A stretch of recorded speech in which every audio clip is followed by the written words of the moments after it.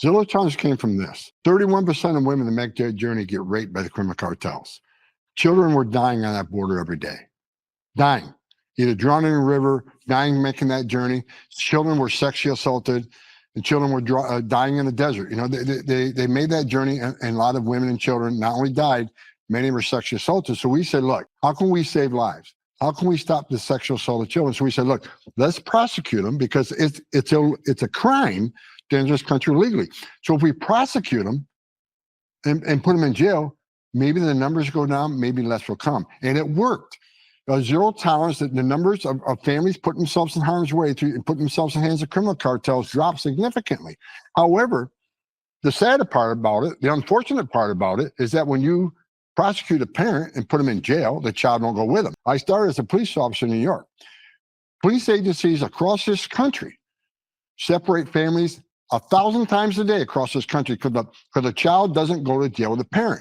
And I've said during my testimony, and one time I was testifying at Hill, when I was a cop in New York, when I went to domestic violence call and I arrested the father, I separated that family. Child can't go to jail with him. When I arrested a DUI and he had a child in the car, I separated that family. It's an unfortunate and saddest part of law enforcement. Families get separated when the parents gets arrested. So we do let the families 1,000 times a day in this country with Americans, but they want a different set of rules for illegal aliens. But the whole intent of doing this was to save lives with less sexual assaults on women and children. That was the whole purpose for it. But they keep harping on that Trump's family separation policy. But and you're right, about 4,000. But they don't talk about the 500,000, 500,000 separations that this administration was responsible for, because they sent a message to the whole world.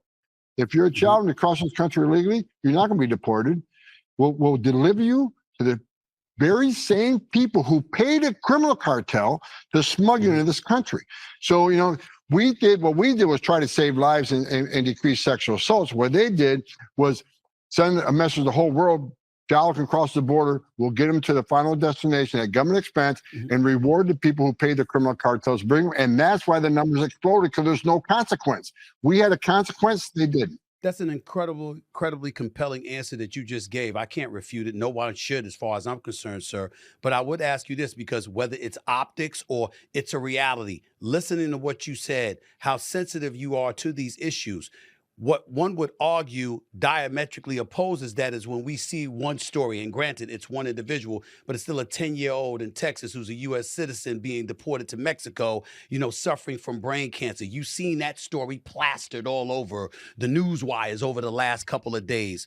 How do you explain? I've asked this morning, because we want to make sure, look, I've been honest from the beginning. We want to be transparent American people.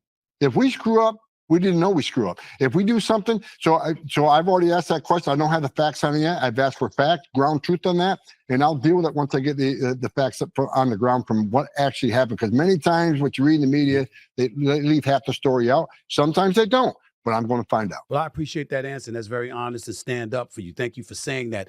Are you saying that you don't know all the facts yet? And if you do find out that this 10-year-old child was indeed a United States citizen, that you will make sure that child is not deported?